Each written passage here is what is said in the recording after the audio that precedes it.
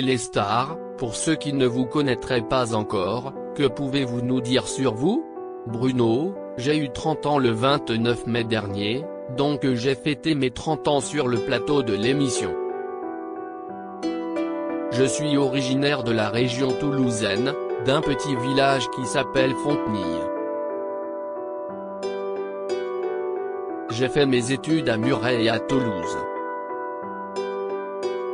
Ma famille vient des Pyrénées-Atlantiques, dans le 64, et depuis le 20 janvier, je suis maître de midi. C'est un peu mon job à temps plein. J'ai perdu mon travail en avril, je travaillais dans une régie publicitaire dans le domaine du sport. Commençons par le commencement. Comment avez-vous découvert les 12 coups de midi? C'est quand même une émission assez connue, Jean-Luc Reichmann est à l'antenne depuis des années, donc je pense que même les gens qui ne connaissent pas savent que ça existe. Étant fan de quiz et de jeux télé, ça faisait partie des émissions que je regardais, et mes parents et grands-parents regardent Jean-Luc Reichmann tous les jours, donc à chaque vacances, chaque week-end, on regardait l'émission. Ma grand-mère est une grande fan donc elle aime me tenir au courant. Elle me disait toujours Paul il en est là, etc. Donc j'étais assez bien informé. Après, c'est surtout pendant le premier confinement, quand je suis rentré chez mes parents en télétravail à 100%, que j'ai commencé à regarder l'émission. Je me suis dit pourquoi pas moi. Comment vous êtes-vous décidé à passer le casting? Au départ, je me suis dit que ce n'était pas trop mon style. On se dit toujours qu'il y a des gens plus cultivés, plus sympas, plus rigolos, qui mettent plus l'ambiance. Je me suis dit que je n'avais aucune chance d'être pris et aucune chance de durer. Je me suis dit ça ne sert à rien de candidater puisque tu n'as aucune chance. Et finalement, en regardant les maîtres de midi pendant le confinement, Eric, Caroline et Léo, je me suis un peu retrouvé dans leur personnalité et leur attitude. Ce ne sont pas les personnes les plus extravagantes et exubérantes qui soient, et pourtant, j'avais l'impression qu'ils s'éclataient à faire ça. Je me suis dit ah bah tiens, eux aussi sont timides et réservés de prime abord, mais au fur et à mesure du temps, ils se dévoilent, se lâchent et s'amusent. Donc comme j'avais l'impression qu'en termes de culture générale, j'avais à peu près le niveau, puisque j'arrivais à bien répondre aux questions, et qu'a priori, les profils comme le mien n'étaient pas forcément rédhibitoires. En plus, mes parents étant fans de l'émission, je savais que ça leur ferait plaisir, je me suis dit allez, on candidate. Au pire, ça m'aurait permis de voir les coulisses. Cette personnalité plutôt discrète est devenue très populaire sur les réseaux sociaux. Selon vous, à quoi est-ce dû? Peut-être que justement, soit les gens se retrouvent un peu en moi. Je pourrais être leur voisin, leur petit-fils, leur collègue. Peut-être que les gens se disent que c'est facile de parler avec moi. Après, je pense que c'est peut être mon tempérament. Je suis gentil, souriant, en tout cas j'essaye de l'être, donc je me dis que pour les téléspectateurs, c'est sûrement plus agréable qu'un candidat qui aurait la grosse tête. J'essaye juste de rester moi-même, je fais ma vie, je m'amuse dans l'émission et je pense que ça se ressent. Quel était votre objectif en arrivant, et quel est-il maintenant, s'il a évolué? Quand j'ai su que j'étais pris, j'espérais juste ne pas partir en premier. Après, il n'y a pas de honte à partir en premier, surtout que le premier tour ce sont souvent des questions rigolotes. Mais c'était plus pour mon ego, vis-à-vis de mes proches, si je pars dès le début, c'est un peu dommage. Après, quand j'ai vu que je n'étais pas éliminé au premier tour, je me suis dit ce serait bien d'être maître de midi, même juste une émission, au moins je pourrais dire que j'ai été maître de midi dans ma vie. Et finalement, j'ai fait un coup de maître à ma première émission, j'ai gagné 15 000 €, pareil à la deuxième émission. Du coup, j'avais 30 000 € en 2 émissions et je me suis dit que mon objectif était largement rempli. Après ça, je n'avais plus vraiment d'objectif, je faisais une émission après l'autre. Mais si est-il vrai qu'avec la mécanique de l'émission, le fait qu'il y ait beaucoup d'anciens maîtres de midi emblématiques et qu'il y a un classement, si est-il sûr que plus un objectif se rapproche, on n'a pas envie de perdre avant. Après, si est-il histoire de se fixer un cap. Mais si je perds avant Eric, je ne le vivrai pas mal. J'ai déjà fait un beau parcours. Que l'émission vous apporte-t-elle personnellement? J'ai mis beaucoup à prendre, et étant fan de quiz et de jeux télé, si est-il génial de continuer à acquérir de nouvelles connaissances sur des domaines divers et variés, dans lesquels on n'aurait jamais imaginé avoir des connaissances. Vous démontrez quotidiennement de grandes capacités de mémorisation. Petit, quel genre d'élève étiez-vous à l'école? J'avais de très bons résultats mais ce qui agaçait mes profs, si est que je ne participais jamais. Je détestais participer. Je ne levais jamais la main. Je me mettais à l'avant-dernier rang près de la fenêtre, j'étais dans mon monde. Mais j'ai toujours eu une bonne mémoire, mais si est-il un muscle, ça se travaille, donc moi qui lis beaucoup de choses, je fais beaucoup travailler ma mémoire. Mais on va dire que je ne travaillais pas énormément et je réussissais quand même. Mais j'étais quand même studieux. Toute ma scolarité, j'ai réussi à avoir d'assez bonnes notes, mais je n'étais pas du tout au premier rang à répondre à toutes les questions. Je me la jouais discret. Par contre, j'étais bavard. Si j'étais à côté de mes amis, on était très vite séparés. En plus, j'étais assez sociable donc peu importe à côté de qui je me retrouvais, j'arrivais souvent à discuter.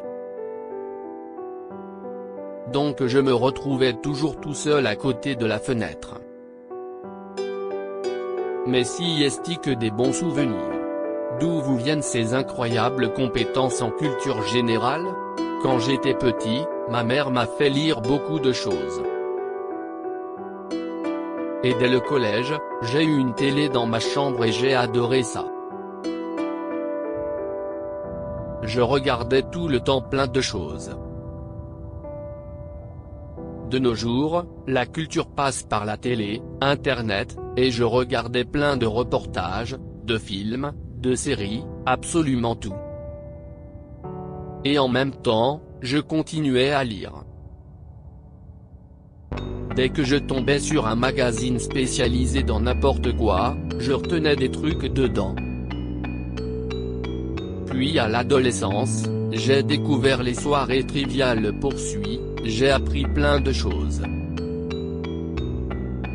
J'ai de l'intérêt pour tout un tas de sujets donc quand je lis des choses, ça m'intéresse et je les retiens. Je pense que ça joue beaucoup, parce que si on n'a rien à faire de l'histoire, on peut acheter l'histoire pour les nuls, ça ne veut pas dire qu'on va tout retenir. Vous avez récemment remporté votre 7e étoile mystérieuse. Comment gérez-vous les nombreux cadeaux que vous remportez? Si est-il une logistique? Ma mère et mon beau-père louent une camionnette et font le trajet depuis Toulouse jusqu'à Paris. Ils viennent tout récupérer et déjà, tout le monde se sert parce que je remporte beaucoup d'électroménagers. En fait, tous ceux qui font des visios, pour les remercier, je leur donne des cadeaux selon leur centre d'intérêt. Après, je ne garde certains, je ne vends d'autres. Je ne brade à des proches parce que ça me fait plaisir. Et puis quand je ne serai plus dans l'émission, il faudra que je me pose et que je me sépare de tout ce qu'il reste. Je pense que ça peut toujours s'offrir, à Emmaüs ou à des associations locales.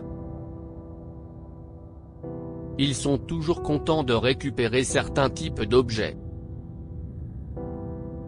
Mais je garde pas mal de choses quand même. Vous ne pouvez pas échanger ces cadeaux contre l'équivalent en argent? Non, tous les cadeaux que vous voyez, je les gagne, parce qu'ils sont achetés par la production. Quand je gagne une friteuse, je ne peux pas dire à la production oh non, filez-moi plutôt les 150 € de la friteuse, parce qu'ils l'ont déjà acheté. Tout ce qui est annoncé comme cadeau, je les gagne vraiment. En juin dernier, vous disiez être toujours célibataire. La situation a-t-elle évolué? Non, mais je ne me laisse pas le temps de rencontrer quelqu'un. Si est-il très chronophage de faire cette émission? 364 émissions par an, si est-il un sacré rythme de tournage. Entre les émissions, je me repose, je révise un peu, je me tiens au courant de l'actualité. Donc non, je n'ai absolument pas le temps de faire des rencontres. Mais je me dis que lorsque l'émission sera terminée, j'aurai peut-être plus l'esprit à ça. Ma priorité, si est-il l'émission. Je sais que si est-il quelque chose que l'on ne fait qu'une fois dans sa vie, et qu'il y aura une fin. Si est-il une parenthèse dans ma vie et quand ce sera terminé, je pourrai me concentrer sur autre chose. Vous recevez beaucoup de messages sur les réseaux. Vous envisageriez de sortir avec une personne fan de l'émission? Si la personne enclenche une discussion et qu'il y a un feeling, pourquoi pas la rencontrer? On pourrait aller prendre un verre, se faire un resto et voir si le feeling fonctionne. Quoi qu'il arrive, il faut que je rencontre la personne en vrai, parce que je ne suis pas très fan des applis de rencontre. Mais s'il y a un feeling sur les réseaux, pourquoi ne pas se rencontrer en vrai? Je ne suis pas fermé à quoi que ce soit. Au fil des émissions, votre cagnotte s'alourdit. Qu'allez-vous faire de vos gains? Je suis quelqu'un de très terre-à-terre, je ne vais pas tout claquer dans des voitures de luxe. Je vais faire des investissements locatifs, pour avoir des rentrées d'argent. Le fait de gagner de plus en plus d'argent ne débloque pas vraiment de nouveaux projets pour moi. Je ne me dis pas ah, tiens, maintenant je peux faire un voyage au Japon, maintenant je peux m'acheter telle voiture, je n'ai pas une liste que je débloque au fur et à mesure. Mais je me dis que ça me fait plus d'argent de côté pour des voyages, des cadeaux. Une fois que l'émission sera terminée, je me concentrerai sur comment bien placer tout ça. Ça va être un job à temps plein. Un grand voyage de prévu? Il y a plein d'endroits dans le monde que j'aimerais voir. Le premier gros voyage que je vais faire, si est avec mon cousin et sa copine, en octobre. On part à Orlando en Floride pour faire les parcs d'attractions. On est de grands fans de parcs d'attractions, et on a toujours voulu le faire, mais si est un projet onéreux, rien que le prix des parcs Universal et Disney. En temps normal, on se dit que dépenser autant d'argent pour des parcs d'attractions ce n'est pas très raisonnable. Mais là, Je me suis dit on s'en fiche, on book, on a toujours rêvé de le faire. On va aussi en profiter pour visiter un peu la Floride et le centre de la NASA. Vous vous rapprochez de la première marche du podium. Comment le vivez-vous? Au fur et à mesure que ça se rapproche, il y a quand même un peu de pression. La mécanique du jeu fait qu'on me le rappelle souvent, donc je me dis que ce serait dommage de perdre avant. Après, il y a quand même de la fierté, évidemment. CIST, une émission qui a 11 ans, il y a eu plus de 12 000 candidats. Si je suis le premier, ce serait énorme. Après, le titre ne changera pas ma vie. En plus, maintenant, ils sont un peu obligés de m'inviter à chaque fois au combat des maîtres. Rire, donc je sais que je vais revenir chaque année, qu'on va revoir les copains, donc CIST génial. Je fais vraiment partie de la famille de l'émission, et CIST ça qui est valorisant. Avez-vous parlé avec Eric de la possibilité que vous lui preniez la première place? Je ne l'ai jamais rencontré. Il n'avait pas pu venir au combat des maîtres, donc nous n'avons pas eu de vraie discussion. Mais j'ai hâte de le rencontrer et de discuter avec lui. Après, je ne sais pas comment il vivrait la perte de sa première place, mais on sait très bien que tous les records sont faits pour être battus. Il y a de plus en plus de gros champions.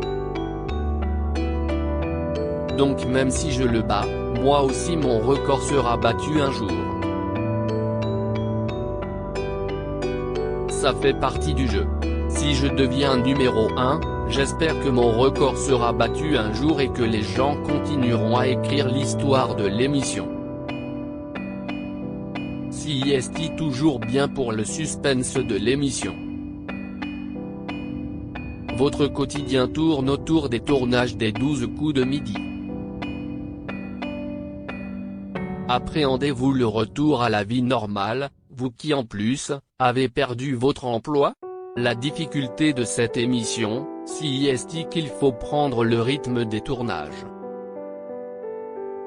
CIST un rythme pas naturel auquel on s'habitue, et le problème, CIST qu'après, il n'y a pas de phase de transition. Quand tu perds, tu reprends ta vie. Mais bon, je n'y suis que depuis le 20 janvier, j'ai vécu 29 ans sans les 12 coups de midi, donc j'arriverai à reprendre ma vie après. Je ne profiterai pour revoir mes parents, mes grands-parents, que je vois plus en visio qu'un vrai depuis le début de l'émission. Après, CIST sûr que j'imagine que ça fait bizarre quand ça s'arrête. Il y aura un nouveau rythme de vie à prendre. Mais je suis sûr que ce ne sera que du positif. Professionnellement, comment voyez-vous l'avenir? Comme j'ai quitté mon entreprise pendant l'émission, je ne me suis pas du tout concentré sur la recherche d'un nouveau travail. Mais ça fait aussi partie des choses dont je vais devoir m'occuper après l'émission, me demander quelle suite je donne à ma vie.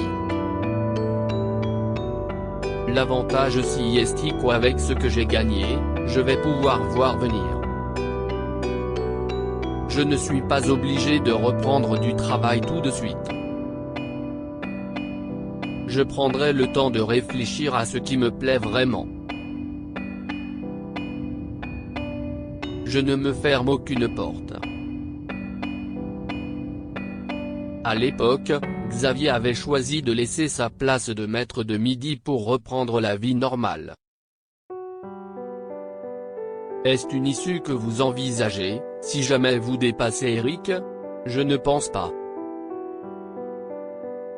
Déjà, je ne cherche pas de travail, donc il faudrait vraiment qu'une opportunité se présente pour que je sois appelé ailleurs. Ensuite, il y a quand même des sommes incroyables en jeu. On gagne beaucoup en peu de temps, donc ce serait limite un peu insultant de dire vous savez quoi, j'ai tous les records donc je m'en fiche, je m'en vais. Après, je dis ça mais si je fais 450 émissions et que je me lasse, peut-être que je me dirais qu'il faut que je reprenne ma vie. Mais pourtant, je n'ai pas envie d'abandonner, il n'y a pas de lassitude. Si est une opportunité incroyable, donc je ne pense vraiment pas que je me permettrai d'arrêter. De toute façon, je vais forcément perdre un jour. Je préfère perdre à la loyale et que ça s'arrête, plutôt que d'abandonner et de regretter 2 semaines après. On a récemment vu Timothée, un ancien maître de midi, dans Question pour un champion. De votre côté, aimeriez-vous participer à d'autres émissions? Je ne sais pas. Je pense qu'après cette aventure, je prendrai du repos et que je m'éloignerai de tout ça. Ça fait plus de 7 mois que je joue, donc je ne vais pas courir toutes les émissions. Ce n'est pas un métier d'être champion de jeux télé. Après, il ne faut jamais dire jamais. Mais là, je ne suis pas dans cet état d'esprit. Pour l'instant, je préfère laisser quelques années passer, me faire oublier, reprendre ma vie classique.